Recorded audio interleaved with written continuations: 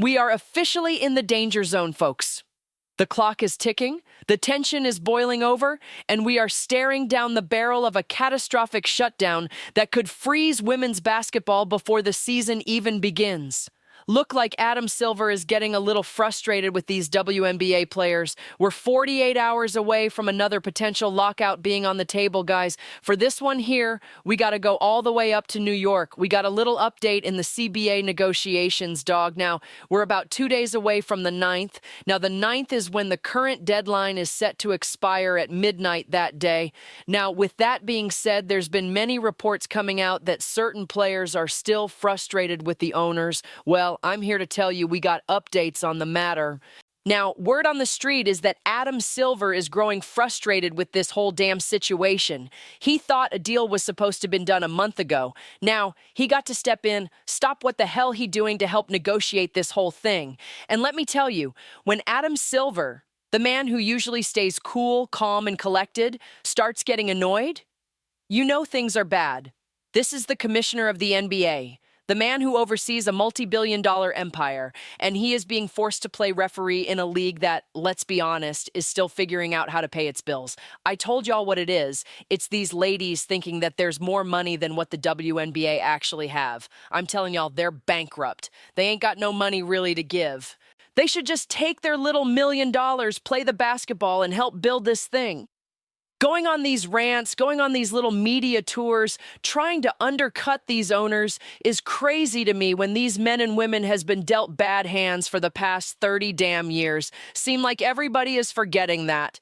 Now, granted, Caitlin Clark coming has been a blessing, a tremendous blessing for him, but Caitlin Clark cannot fix 30 years of bad baggage, 30 years of baggage. Now, what she probably could fix is 5 years, maybe 10, the more her fandom grow and bring new viewers. But guess what they doing? They're talking about the new fans. They're killing the interest. Y'all talking about fans tweeting us, making videos. Y'all doing everything y'all can to sabotage y'all current little hype that y'all got to the point now where the hype is so bad. Hell, it's hard to get 5,000 views on a video right now. I just got to keep it real because ain't nobody else going to see it. Everybody is struggling. If your name ain't Rachel Demita, you're struggling. I'm sorry. It's that bad. But us trying to report on this thing is keeping on, keeping on. So with that being said, bro, let's dive into this article that has just been released about an hour ago. Man, this is from Front Office Sports, not even an hour. Yeah, about a good hour ago. So this is the current state of the WNBA. It says WNBA hasn't countered players' later offer as deadline closes. Players are seeking a salary cap of $10 million, 30% of league revenue. The league believes it will cost atrocious. It'll be an atrocious loss. 30% is crazy, bro. How do you give 30% of something you ain't got? They ain't got 30 to give. Damn, dog. That's what crazy to me, man. Like, they want 30% of the money, but the money where you going to get the 30 from, y'all? Please let me know. It said a little more than 48 hours ahead of January 9th deadline, the WNBA and WBPA remain at odds over a new collective bargaining agreement. According to sources familiar with the negotiations, the union was still awaiting a response from the league to the proposal they submitted roughly 2 weeks ago of Wednesday afternoon. In that proposal, players are seeking approximately 30% of gross revenue and a salary cap of about $10.5 million. Sources confirm this by Front Office Sports. So, this isn't alleged. This is facts. According to Front Office Sports, they said they fact-checked all of this. That's what they want. They want 30% of gross revenue, which is crazy. That's damn near half. That's damn near half, bro. How y'all gonna get damn near half of the money and the money ain't 30? They've been broke for 30 years, bro. Damn. Could you imagine somebody want half of your money and you've been broke for the last 30 years? By the grace of God, it's still a WNBA, says details of the union's proposal were the first reported by ESPN last week. The league believes the proposal would result in $700 million in losses for the league and its teams over the duration of the CBA. $700 million in losses. Do you hear that number? That isn't a rounding error. That is a crater. That is the kind of number that makes billionaires close up shop and go home. And yet, the players are doubling down. They are looking at the new TV deal. They are looking at the charter flights, and they are saying, we want our cut. And I respect the hustle. I respect the desire to get paid, but you cannot squeeze blood from a stone. According to that report, goes on to say, you heard a lot of chatter about what we're asking for. It's not sustainable for the business. Now, Nafisa Collier said during an Unrivaled broadcast Monday, being on this side with Unrivaled, I know what it takes to run a sustainable business. Yeah, but you ain't had this business for 30 damn years. If they can't find a model that makes it happen, they need to put people in place who can. We're proving that it's possible. There is a way. We're thriving in it. Y'all thriving in it? Your league only been around for 2 years. How could you base your 2-year data off 30-year data? They've been having to pay salaries, pay for arenas, pay for different things for the last 30 years. And they just now, no, we don't even know if they even made a profit. Just last year when Caitlin Clark came, they was at a $24 million loss. Do we all forget this? We can't forget. It is not rocket science, bro. Like, what is these ladies talking about here? Nafisa been tripping. Comparing a 3-on-3 startup league that runs for a few weeks in a controlled environment to a national professional sports league with travel, infrastructure, G-League costs, and marketing budgets is apples to oranges.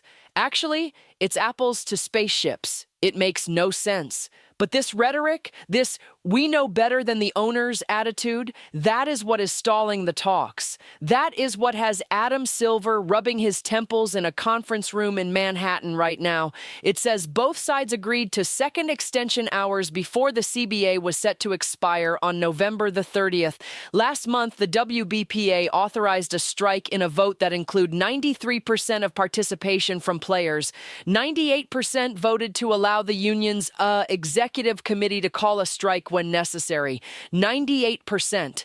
That is a unified front. The players are ready to walk. They are ready to burn the season down to get what they think they deserve. Now, if both sides can agree to a third extension or work stoppage, whether in the form of a lockout initiated by the owners or strike initiated by the players, would not be automatic. If neither side initiate a work stoppage, negotiation could instead enter a period of status quo under the terms. So this is what's going to happen possibly, y'all. So it said under the terms of the current CBA, the players cannot strike without terminating the extended agreement. But if negotiations are under status quo, the union could call a strike at any point. So it is going to be a strike. It is if the union could call it, that's probably what's going to happen after the 9th. I'm the first one calling this. That's probably what's going to happen on the 9th, probably late January 9th. No more extensions. It's going to be a strike that will be forced by the union. The union is more than likely, from what I'm reading, is going to be the ones to inflict this strike onto the WNBA. Now, that's what this article is saying. Now, it goes on to say the union's proposal was a counter to one of the league made in early December. The league had offered players 17% of net revenue, which sources familiar with the negotiation believe equates to about 15% less than league revenue. The salary cap would increase from $1.5 million to $5 million under the league's latest proposal, and the league proposed revenue sharing will lead to max salaries of more than $1.3 million in average salaries exceeding $500,000 over the duration. Wait, hold up. Let's rewind that. The league offered a salary cap jump from $1.5 million to $5 million. That is a massive increase. That is more than double. They offered average salaries exceeding $500,000. That is life-changing money for players who were making $70,000 a few years ago. And the players said no because they want 30% of the gross? That's where they at, man. As of right now, I can tell you right now, Adam Silver is frustrated as hell. Like, why we can't get this deal done? Like, it's not for be a WNBA season, guys. I really don't think it is. Like, not that they're asking for down half of the revenue. Like, how are we going to give you half when we don't even have half to give? They don't even have half to give. Yeah, I do understand it. Right, guys? This is the classic case of overplaying your hand. The WNBA players saw the Caitlin Clark effect. They saw the sellout crowds. They saw the TV rating spike, and they thought, we have leverage. And they do have leverage. But leverage isn't magic. Leverage can't conjure money out of thin air if the league is still operating at a loss or just barely breaking even after decades of debt. Adam Silver knows this. The NBA subsidizes the WNBA. That is a fact. And now the subsidiary is demanding terms that would bankrupt the parent company's investment strategy. It's bold, it's aggressive, and it might just kill the season. Imagine no WNBA basketball this summer. Imagine Caitlin Clark sitting at home instead of breaking records. Imagine the momentum of the last 2 years screeching to a halt because the players and owners couldn't agree on whether to split a pie that hasn't even finished baking yet. The owners are looking at the long game. They want stability. They want to grow the league incrementally. The players are looking at the now. They want to get paid for the work they've put in. They want to rectify the 30 years of baggage I talked about earlier, but you can't fix the past by bankrupting the future. And that is the stalemate. January 9th, midnight. That is the deadline. Will Adam Silver be able to broker a miracle? Will the players come down from their 30% demand?